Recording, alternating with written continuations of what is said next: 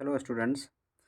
आज हम 10th class का जो टेस्ट बना रहे थे, ये टेस्ट नंबर 2 है जो टर्म 2 के एग्ज़ाम के लिए इम्पोर्टेंट क्वेश्चन सब हम डाल रहे हैं जो प्रीवियस ईयर है उसी से रिलेटेड, और उसी चैप्टर से हम डाल रहे हैं क्वेश्चन जो चैप्टर आपके एग्ज़ाम में आने वाला है। तो देखिए इसमें किस किस टाइप का क्वेश्चन हमने ऐड किया है। तो हमारे सामने एक क्वेश्चन है, two cubes each of volume 125 centimeter cube are joined end to end. Find the surface area of the resulting cuboid. इसका कहने का मतलब है दो क्यूब को हम जोड़ने मतलब ऐड कर रहे हैं तब उसका सरफेस एरिया क्या होगा, जबकि एक क्यूब का वॉल्यूम दिया हुआ है। तो हम ये कह सकते हैं वॉल्यूम ऑफ क्यूब, मतलब अगर आपके पास वॉल्यूम दिया हुआ है तो वॉल्यूम का ही फॉर्मूला लगाना है, इससे हमें साइड मिल जाएगा। वॉल्यूम ऑफ क्यूब के लिए फॉर्मूला क्या हो जाता है, साइड क्यूब। अगर हम साइड को ए मान लेते हैं तो ए क्यूब हो जाएगा। वॉल्यूम आपके पास दिया हुआ है 125 centimetre cube equal to a cube हो गया। आपको पता है किधर से हम क्यूब हटाएंगे तो इधर क्यूब रूट चढ़ेगा, यानी कि सॉल्व करने के बाद जो ये आएगा 5 सेंटीमीटर आ जाएगा ये। तो मतलब हम ये कह सकते हैं कि साइड ऑफ क्यूब जो होगा वो 5 सेंटीमीटर होगा। अब ये जो क्वेश्चन कह रहा था कि दो क्यूब को हमने ऐड किया है, मान लीजिए कुछ इस टाइप से होगा, जैसे सपोज कीजिए ये क्यूब होगा, ठीक है। फिर एक और दूसरा क्यूब कुछ इस तरह से होगा, इसने इसको ऐड किया। तो ऐसे क्यूब को अगर हम ऐड कर रहे हैं तो हमारे रिजल्ट पे क्या फ़र्क पड़ रहा है, आप सोचिए। आपके पास दो क्यूब है, अगर आप उसको ऐड कर रहे हैं मतलब उसको सटा रहे हैं तो उसमें फ़र्क क्या पड़ रहा है। फ़र्क तो केवल इतना ही ना पड़ेगा कि उसका लेंथ हम बढ़ा रहे हैं, नहीं तो हमारा ब्रेथ बढ़ रहा है, ना ही हमारा हाइट बढ़ रहा है। तो इस समय में हम क्या कह सकते हैं, इस समय में हम ये कहेंगे कि हमारा लेंथ जो हो गया, पहले वो 5 सेंटीमीटर होगा, फिर से 5 सेंटीमीटर हो गया। मतलब हम ये कह सकते हैं कि लेंथ हमारा 10 सेंटीमीटर हो गया। क्लियर। ब्रेथ तो तब भी वही था जब वो सिंगल था, तो ब्रेथ को हमने कहा 5 सेंटीमीटर। एंड इसके हाइट पे भी कोई फ़र्क नहीं पड़ेगा, उसको हमने कहा 5 सेंटीमीटर, क्योंकि क्यूब का ऑल साइड इक्वल होता है। तो अब हमसे ये पूछा गया है, अब ये बन गया क्यूबाइड, और इस क्यूबाइड का चाहिए हमें सरफेस एरिया। सरफेस एरिया कहने का मतलब TSA। TSA के लिए फॉर्मूला क्या होता है, 2 × LV plus BH plus HL। बस इसको सॉल्व कर दीजिए। 2 हो गया, लेंथ हमारा 10 हो गया, ब्रेथ हमारा 5 हो गया, प्लस ब्रेथ हमारा 5 हो गया, हाइट हमारा 5 हो गया, प्लस हाइट हमारा 5 हो गया, एंड लेंथ हमारा 10 हो गया। इन सब को जब हम सॉल्व करेंगे तो ये 2 हो गया, ये 50 हो गया मल्टीप्लाई करके, ये हमारा कितना हो गया 5 5 25 हो गया। उसके बाद ये 10 5 कितना हो गया 50 हो गया। तो इन सब को अगर आप सॉल्व करके देखते हैं तो 50 और 50 100 125, यानी कि 2 × 125। इसको जो हमने सॉल्व किया तो ये हमारा आ गया कितना 250 सेंटीमीटर स्क्वायर, क्योंकि एरिया पूछा है। तो इस क्वेश्चन का ये आंसर हुआ। आसान क्वेश्चन था, बस केवल समझना था। इसी आसान आसान क्वेश्चन से अच्छे अच्छे क्वेश्चन के लेवल पे हम पहुंच सकते हैं। ये क्वेश्चन पूछा हुआ है प्रीवियस ईयर का, तो बस आप प्रैक्टिस करते रहिए, खुद से पहले ट्राई कीजिए, फिर इसको जब नहीं हो तो इसको देखिए। नेक्स्ट क्वेश्चन जो है कि ये AP से लिया गया है। कह रहा है कि for an AP it is given that A = 5, D = 3 and AN = 50, find N and SN। ठीक है, तो यहाँ पे देखिए कि आपके पास AN दिया हुआ मीन्स लास्ट टर्म, आप इसी को क्या कह सकते हैं L कह सकते हैं, आप इसी को TN भी कह सकते हैं, क्योंकि तीनों चीज़ का मतलब यही है। अगर आपके पास AN दिया हुआ है तो निश्चित रूप को आपके AN का ही फॉर्मूला लगाना चाहिए। AN के लिए फॉर्मूला होगा A + N - 1 × D। ध्यान में रहे कि आपको जो चैप्टर आप पढ़ रहे हैं, रिवीजन कर रहे हैं, उसका फॉर्मूला सबको आप एक जगह कलेक्ट कर लीजिए, उसको याद कर लीजिए, ताकि आपको बनाने में परेशानी नहीं हो। तो पुट कीजिए, बहुत आसान क्वेश्चन है। यहाँ पे हम AN की जगह पे 50 डालेंगे, फिर यहाँ से हमें क्या करना है, ए का वैल्यू पुट करना है जो कि 5 दिया हुआ है। फिर हमने क्या करना है, n माइनस 1 डी का वैल्यू आपको 3 दिया हुआ है। फिर इसको सॉल्व कीजिए, ये कितना हो जाएगा, देखिए 5 इधर आके माइनस होगा तो हमारा कितना हो जाएगा, 45 हो जाएगा, equal to n minus 1 into 3 से इसको काटेंगे, 15 3 जा 45, तो यहाँ पे हमारे पास कितना हो गया, 15 हो गया। और ये 1 माइनस में है, इधर आके क्या हो जाएगा, प्लस में, तो हम ये कह सकते हैं 16 इक्वल टू n हो गया। तो एक रिजल्ट तो हमारा सामने आ गया कि n का वैल्यू कितना हो गया, 16 हो गया। दूसरा चीज़ हमसे ये पूछा गया है कि एस एन का वैल्यू पूछा गया, तो हम क्या करने वाले हैं, यहाँ पे एस एन के लिए फॉर्मूला लगाएंगे n/2 इंटू ए प्लस एल। हमने ये फॉर्मूला लगा दिया, ठीक है। तो क्या करना है, एन का वैल्यू आप पुट कीजिए जो अभी निकाले आप, 16/2, ए का वैल्यू आपके पास होगा 5 प्लस एल मीन्स हमने पहले बता दिया था कि ये एल मीन्स 50 हो गया, जो हमारा लास्ट टर्म दिया हुआ है। इसको कैंसिल कीजिए, 2 8 जा, ये हमारा 8 हो गया, मल्टीप्लाई 55 करेंगे। जब हम इसको सॉल्व करेंगे तो ये हमारा हो जाएगा 5 8 जा 40, 5 8 जा 40 प्लस 4 44, तो ये हमारा हो गया 440। ये वैल्यू आपका किसका है, ये वैल्यू आपका एस एन का है। इस क्वेश्चन में यही पूछ रहा था। नेक्स्ट क्वेश्चन हमारे पास दिया गया है, कह रहा है sum of the areas of two square is 544 metre square if the difference of their perimeter is 32 metre, find the sides of the square. मतलब हम ये कह सकते हैं कि दो स्क्वायर का एरिया का सम दिया हुआ है, तो हम क्या करने वाले हैं, मानने वाले हैं let the sides of first and second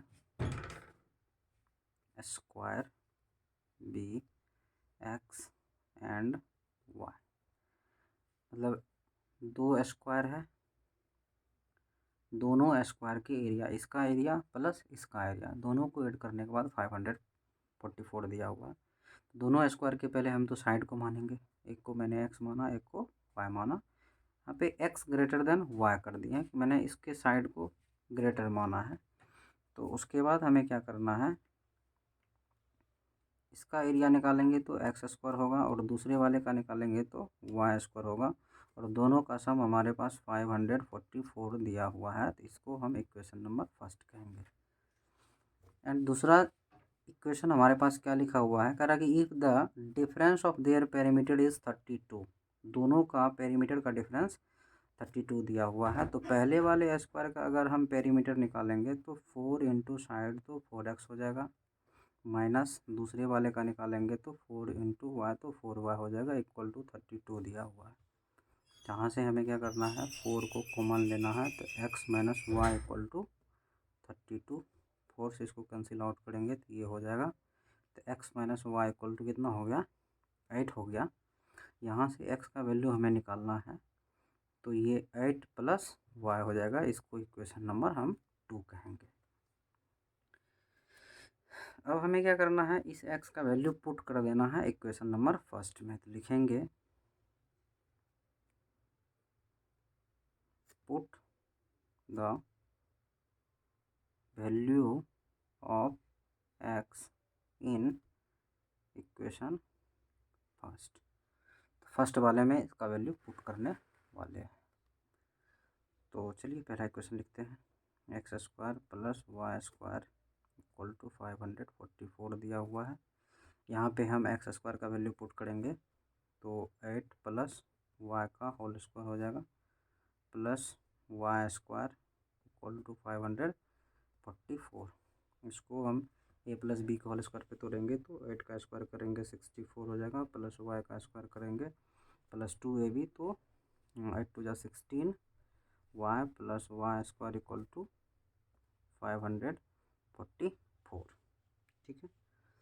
उसके बाद हमें क्या करना है, वाई स्क्वायर कितना हो गया, 2y स्क्वायर प्लस 16 माइनस अब क्या करना है, इसको इस साइड ले आना है। तो इसमें से 544 में से 64 माइनस कीजिए। देखिए 4 में से 4 गया 0, 14 में से 6 गया तो 8 हो जाएगा, यहाँ पे 4 हो गया। इक्वल टू उस साइड में क्या बच गया 0। हम सिंपली इस वाले टर्म को उठा के लेफ्ट साइड किया। उसके बाद हमें क्या करना है, यहाँ से 2 को कॉमन ले लेना। तो ये वाई स्क्वायर हो गया प्लस में 8 वाई हो जाएगा माइनस 2 से कॉमन लेंगे तो 240 इक्वल टू 0। अब इस वाले टर्म को उधर हम भेज देंगे, इधर मल्टीप्लाई में है तो उस साइड जाके डिवाइड में होगा तो ये 0 हो जाएगा। तो फाइनली जो हमारे पास टर्म बच रहा होगा वो Y square plus 8y minus 240 equal to 0।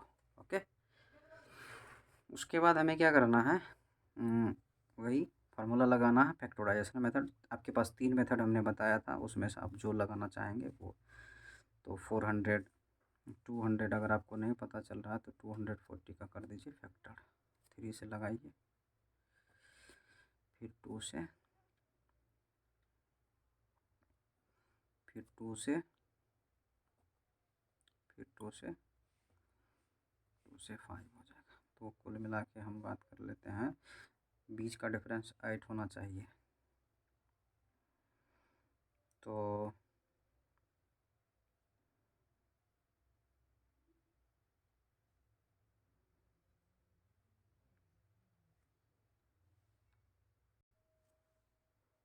हमारा जो फैक्टर हो रहा है ये एक बन रहा है 20 और 12 बन रहा है, ठीक है। तो Y square plus 20y minus 12y minus 240 equal to 0। फिर हमें क्या करना है, यहाँ से कॉमन लेंगे y, तो हमारे पास बन गया y प्लस 20 माइनस यहाँ से 12 कॉमन लेंगे, y माइनस माइनस प्लस हो जाएगा 20 इक्वल टू 0। तो ये हो गया हमारे पास y माइनस 12 एंड दूसरा वैल्यू हो गया y प्लस 20। तो इससे हम ये कह सकते हैं कि y का वैल्यू 2 को निकल के आया, एक 12 आएगा, एक वैल्यू माइनस 20 आएगा। तो आपको पता है कि साइड जो है किसी भी स्क्वायर का निगेटिव नहीं हो सकता है। सो हम यहाँ पे लिखेंगे y is not equal to minus 20। तो मैंने क्या किया, y को रिजेक्ट कर दिया 20 वाला वैल्यू को। तो मुझे लेना कौन सा वैल्यू है, ये वैल्यू लेना है। तो इसको फिर हमें क्या करना है, पुट करना है 2 में। तो हम क्या करने वाले हैं, फ्रॉम 2 में क्या था हमारे पास, x equal to 8 plus Y. तो ये हमारा 8 हो गया, y का वैल्यू 12 हो गया। तो हम ये कह सकते हैं कि x का जो वैल्यू आया है वो 20 मीटर आया है। तो आपके पास 2 वैल्यू है, 2 स्क्वायर को आप माने थे तो दोनों का वैल्यू क्या आ गया, एक हो गया 20 मीटर, दूसरा हो गया 12 मीटर। यही हो गया आपका साइड जिसको आपने क्या किया था, माना था। नेक्स्ट क्वेश्चन हमारे पास दिया हुआ है, a motor boat whose speed is 18 kilometre per hour in still water takes 1 hour more to go 24 kilometre upstream then to return downstream to the same spot, find the speed of the stream. तो इसका क्या कहना है कि एक motor boat है, जैसे कि हम मान लेते हैं कि ये हमारे पास नदी है या वाटर है, इसमें उसमें 2 टाइप का, एक तो स्टील वाटर में मान लीजिए कि यहाँ पे कोई नाव है, उसको इस साइड चलना है। तो इसमें नाव का तो कुछ ना कुछ स्पीड होगा, वो अपने स्पीड से चलेगा। फिर उसके बाद मान लीजिए पानी का बहाव भी इसी डायरेक्शन में है, उसका वाटर फ्लोइंग इस डायरेक्शन में हो रहा है। तो इस साइड में नाव को चलना है और पानी का बहाव भी इसी डायरेक्शन में है। तो हम ये कह सकते हैं कि उसको जाने में तो बहुत हेल्प मिलने वाला है, तो उसको कहते हैं डाउन स्ट्रीम। एंड अगर यहाँ से नाव को हमको रिटर्न लाना है, इसके अपोजिट डायरेक्शन में लाएंगे तो उस समय में क्या होने वाला है कि जो नाव का स्पीड है वो तो रहेगा, बट वाटर का जो स्पीड है वो उसका क्या करेगा, अपोज करेगा, वो उसे रोकने का कोशिश करेगा। तो उस समय में हम जो स्पीड होता है उसको कहते हैं अप स्ट्रीम। ये दोनों बातें समझ में आ गया। उसके बाद हम सवाल बनाएंगे, बिल्कुल ही आसान सा क्वेश्चन है। तो पहले देख लेते हैं क्या क्या दिया हुआ है।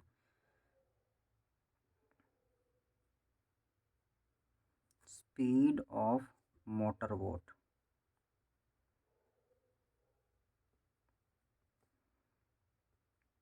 18 किलोमीटर पर आवर। उसके बाद हमारे पास स्ट्रीम यानी कि पानी का जो स्पीड है वही तो हमें निकालना है, तो उसको वो नहीं दिया हुआ तो उसको मानने वाले हैं। Let the speed of stream x kilometre per our हमने मान लिया। दो टर्म हमने समझा दिया है। एक डाउन स्ट्रीम क्या है, तो डाउन स्ट्रीम क्या होगा, डाउन स्ट्रीम का मतलब जिधर हमको नाव को लेके जाना है पानी का भी बहाव उसी डायरेक्शन में है, तो उस समय हेल्प मिलने वाला है। तो दोनों स्पीड मिल के काम करेगा, तो 18 plus x kilometre per our हो जाएगा। फिर अगर हम अप स्ट्रीम की बात करें तो उस समय में उसका अपोज करेगा। नाव का जो स्पीड तो रहेगा लेकिन पानी उसको रोकने की कोशिश करेगा, तो उस समय में स्पीड हो जाएगा 18 minus x kilometre per our. तो इतना ही काम था। ये चीज़ें तो हमारे पास दिया हुआ है और डिस्टेंस दिया हुआ है। यहाँ से लेके यहाँ तक का बात कर लें तो 24 किलोमीटर दिया हुआ है। तो बिल्कुल आसान है। ऑब्वियसली अगर हम इस साइड जाएंगे पानी के डायरेक्शन में तो हमें कम समय लगेगा, लेकिन अगर हम उसके अपोजिट डायरेक्शन में आएंगे तो हमें ज़्यादा समय लगेगा। और इसी टाइम का जो है डिफरेंस दिया हुआ है। तो टाइम के लिए फॉर्मूला क्या होता है, डिस्टेंस बाय स्पीड। तो एक तरफ हम इस स्पीड को यूज़ करेंगे, एक तरफ हम इस स्पीड को यूज करेंगे। तो 24 अपॉन यानी कि टाइम के लिए फॉर्मूला क्या होगा, डिस्टेंस बाय स्पीड। तो स्पीड हमारे पास 18 माइनस एक्स। एक तरफ हम यूज़ करने वाले हैं डाउन स्ट्रीम को, 24 18 प्लस एक्स। देखिए ये भी टाइम है, ये भी टाइम है, लेकिन डाउन स्ट्रीम को जाने में जितना समय लगा होगा उससे ज़्यादा उसको अप स्ट्रीम में लगा है। मतलब डाउन स्ट्रीम को कम लगा है और अप स्ट्रीम को ज़्यादा लगा है। यानी कि इसको ज़्यादा समय लगा है, इसको कम समय लगा है। तो इसको कितना कम लगा है, तो 1 घंटा कम लगा। यानी कि ये कम लिया है तो इसमें हम 1 क्या करने वाले हैं, प्लस कर देंगे, क्योंकि हमें इक्वेशन क्या करना है, इक्वल करना है। फिर से समझिए, टाइम के लिए हमारे पास फॉर्मूला हो जाएगा डिस्टेंस बाय स्पीड। तो टाइम हमने निकाला है, ये डिस्टेंस है, ये स्पीड है अप में, ये फिर से डिस्टेंस अपॉन स्पीड हो गया ये टाइम के लिए। लेकिन इसको ज़्यादा समय लगा है, इसको कम लगा है, तो जिसको कम लगा है उसमें 1 प्लस करके दोनों को इक्वल करना है, फिर सॉल्यूशन करना है, सवाल आराम से बन जाएगा। तो देखिए 24 अपॉन 18 माइनस एक्स, इसको हम इस साइड लाएंगे तो ये माइनस में हो जाएगा। 24 upon 18 plus X equal to 1। अब जब हम इसको सॉल्व करेंगे तो इसमें से हमें क्या करना है, 24 को कॉमन ले लेना। 24 जब हम कॉमन लेंगे तो मेरे पास बचेगा 1 upon 18 minus X minus 1 upon 18 plus X equal to 1। फिर इस दोनों का जब एलसीएम लेंगे तो ये होगा 18 माइनस एक्स और 18 प्लस एक्स। ये कट जाएगा तो ये टर्म यहाँ पे लिखा जाएगा 18 प्लस एक्स माइनस ये टर्म यहाँ लिखाएगा तो क्या हो जाएगा, 18 माइनस माइनस प्लस एक्स हो जाएगा equal to 1।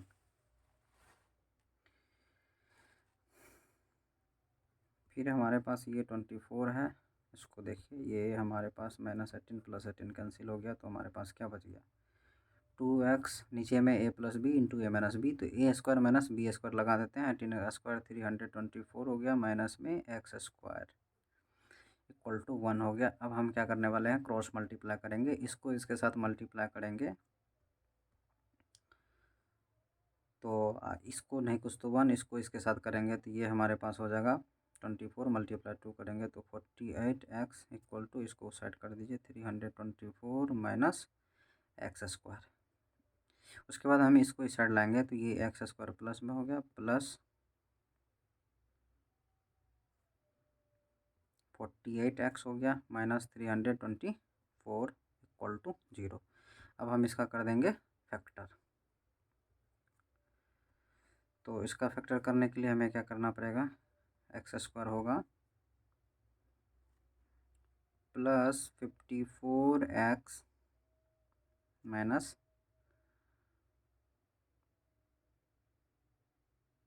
6x minus 324 equal to 0।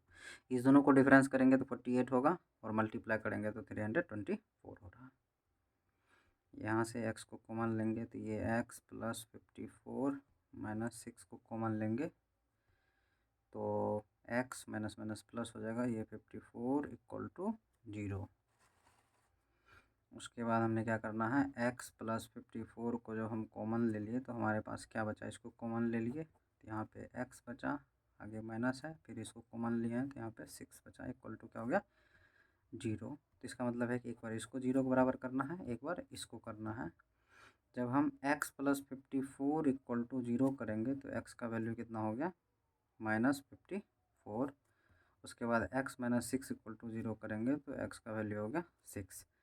तो स्पीड तो किसी का माइनस नहीं हो सकता है, तो इस वैल्यू को नहीं लेंगे, नेगलेक्ट करेंगे और x का वैल्यू ये लेंगे। तो हम ये लिखेंगे x is not equal to -54। तो हमारे पास फाइनल रिजल्ट क्या हो गया, x का वैल्यू 6 हो गया। तो हम ये कह सकते हैं speed of stream equal to 6 kilometre per hour, जिसको हमने माना था वो वैल्यू 6 किलोमीटर पर आवर आने की, वाटर का स्पीड है 6 kilometre per our. Next question हमारे सामने दिया हुआ है, ए solid toy is in the form of hemisphere surmounted by a right circular cone of same radius. The height of the cone is 10 cm and the radius of the base is 7 cm. Determine the volume of the toy. Also, the area of colored sheet required to cover the toy. मतलब एक इस तरह से question दिया हुआ है कि एक हेमीस्फीयर है और इसके ऊपर एक कोन रखा हुआ है, जैसा कि इस फिगर में हम दिखा रहे हैं, और इसका रेडियस सेम दिया हुआ है और कोन का हाइट दिया हुआ है, ये हमको दिया हुआ है 10 सेंटीमीटर। फिर हमसे ये पूछा रहा है कि इस वाले टॉय का वॉल्यूम चाहिए और कलर्ड शीट का एरिया चाहिए। कलर्ड शीट कहने का मतलब वो आइसक्रीम को जो हम पकड़ते हैं, जो जिस वाले भाग को पकड़ते हैं, मतलब ये हमको कर्व सरफेस एरिया और प्लस ये हेमीस्फीयर का कर्व सरफेस एरिया चाहिए। दो चीज़ें हमसे पूछ रहा है, बिल्कुल आसान है। अगर इस फिगर को हम देखें, अगर इस फिगर को हम बाहर करते हैं थोड़ा सा कट करके, तो देखिए कुछ इस टाइप से बन रहा है, जिसमें से इसको हमने क्या कहा है, रेडियस कहे हैं, जो हमारे पास 7 सेंटीमीटर दिया हुआ है और हाइट हमारे पास 10 सेंटीमीटर दिया हुआ है। ये कटा हुआ भाग किसका है, तो ये कौन का है, ये वाला। और हमसे ये पूछेगा तो ये तो हमारे लिए हाइपोटेनस हो जाएगा। अगर इसको हम निकालेंगे तो ये कितना हो जाएगा, √10 का स्क्वायर प्लस 7 का स्क्वायर। सॉल्व करेंगे तो कितना हो जाएगा 100 प्लस 49, तो 149 हो जाएगा। और इसी का वैल्यू इसमें कहा गया है पुट करने के लिए। तो सबसे पहला नंबर में अगर हमें क्या करना है, वॉल्यूम निकालना है इस टॉय का, तो वॉल्यूम के लिए क्या हो जाएगा formula, volume of toy equal to क्या होगा, volume of cone plus volume of hemisphere. Mensuration का क्वेश्चन देखने में बड़ा लग रहा होगा, लेकिन बिल्कुल आसान है, क्योंकि ये सब काम फार्मूला पे हो जाता है। वॉल्यूम ऑफ कॉन के लिए फॉर्मूला हो जाता है 1/3 पाई r² h प्लस हेमीस्फीयर के लिए फॉर्मूला हो जाएगा 2/3 पाई r³।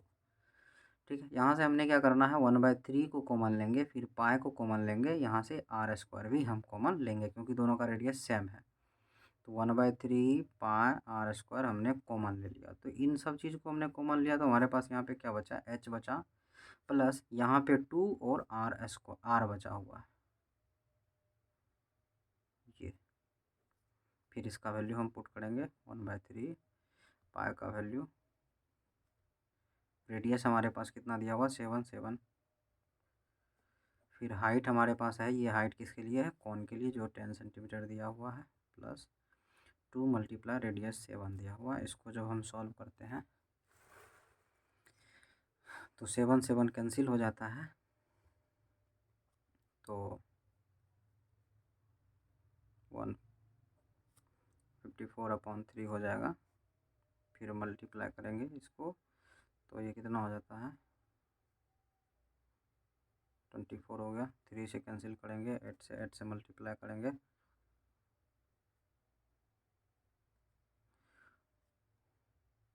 Centimetre cube. एक आंसर तो ये हो गया, केवल समझना है, क्वेश्चन रहने बड़ा रहने से कोई दिक्कत नहीं। फिर हमसे दूसरा चीज़ें पूछ रहा है कि हमको इसका कलर शीट का एरिया चाहिए। तो कलर शीट का एरिया निकालने के लिए हम क्या करते हैं, देखिए, area of coloured sheet equal to क्या लिखेंगे, CSA यानी कि curve surface area of cone plus CSA of hemisphere. बस दोनों को ऐड करना है, हो जाएगा। कर्व सरफेस एरिया के लिए कौन के लिए फॉर्मूला हो जाता है πRL प्लस हेमिस्फीयर का अगर हमें CSA निकालना है तो उसके लिए फॉर्मूला हो जाता है 2πr²। फिर इन दोनों में हमने क्या करना है, πr कॉमन ले लेते हैं। तो πr हमने कॉमन लिया तो L प्लस R बच गया, और साथ में यहाँ पे 2 भी बचा हुआ है। तो पाई का वैल्यू पुट कर देना है।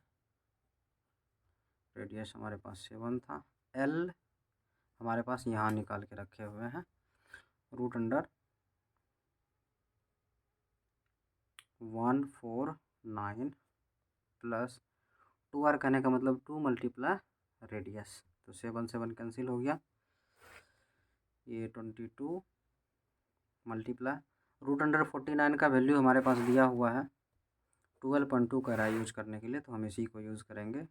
12.2 प्लस ये कितना हो गया 14, इसको मल्टीप्लाई करेंगे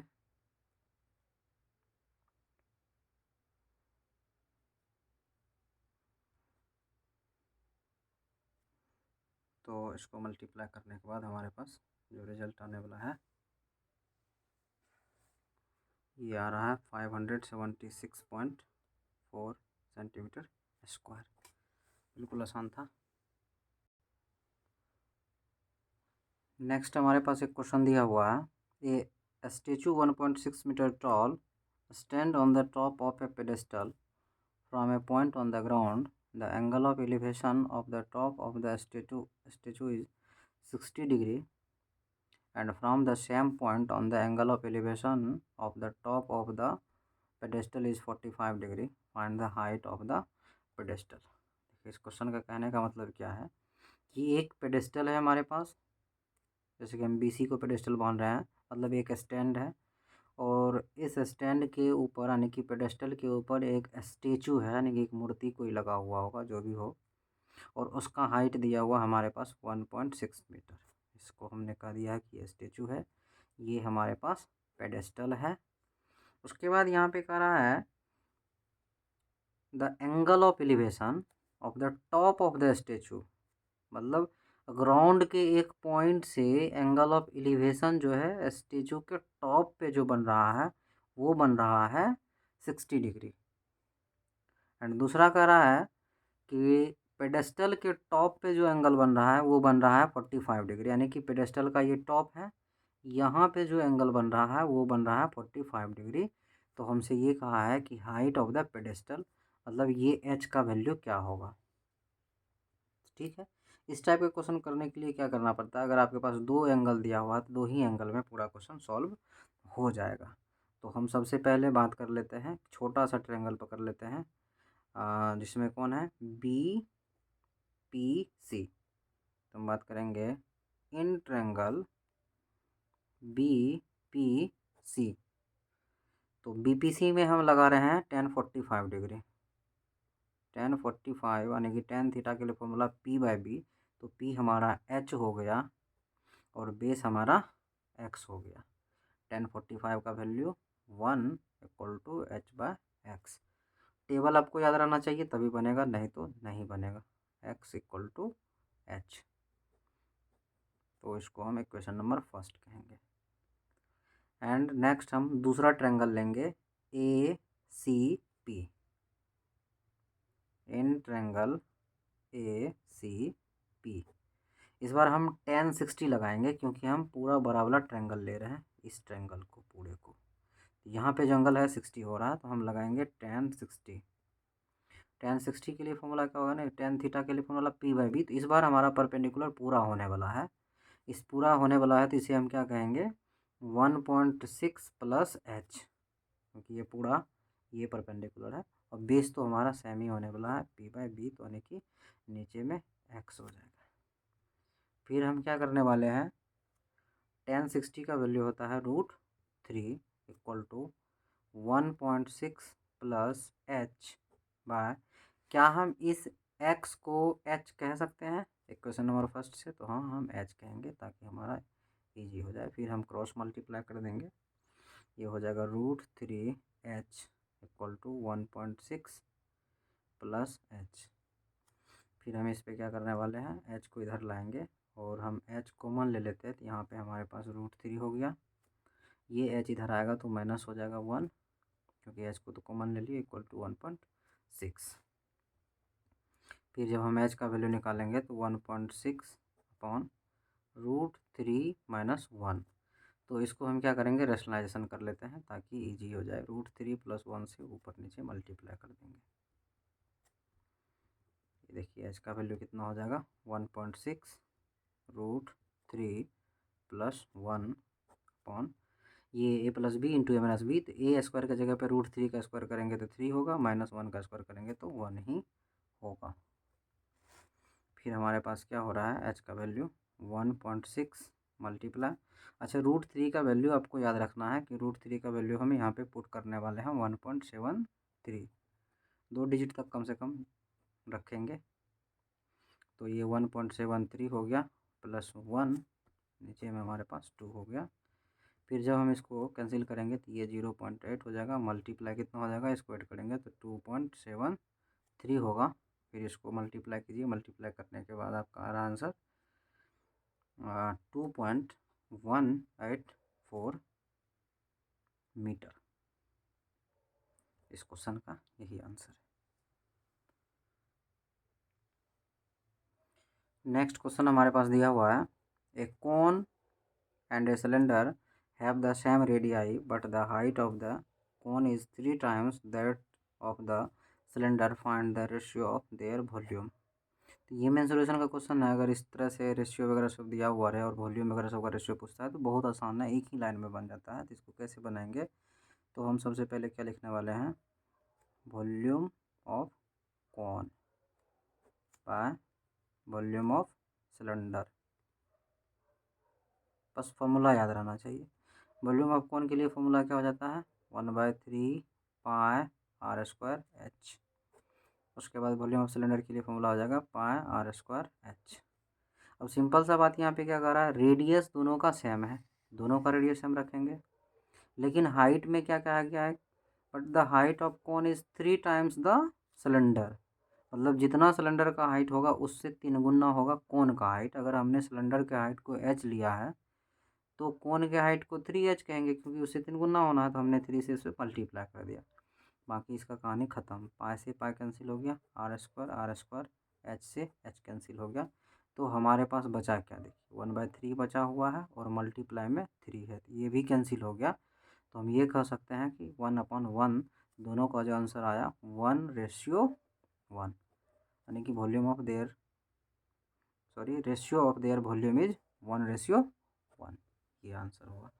तो इस सेट में हम इतना ही क्वेश्चन करेंगे, क्योंकि इसमें थोड़ा सा लंबा लंबा क्वेश्चन आया था। उसके बाद हम नेक्स्ट सेट करेंगे टेस्ट नंबर 3।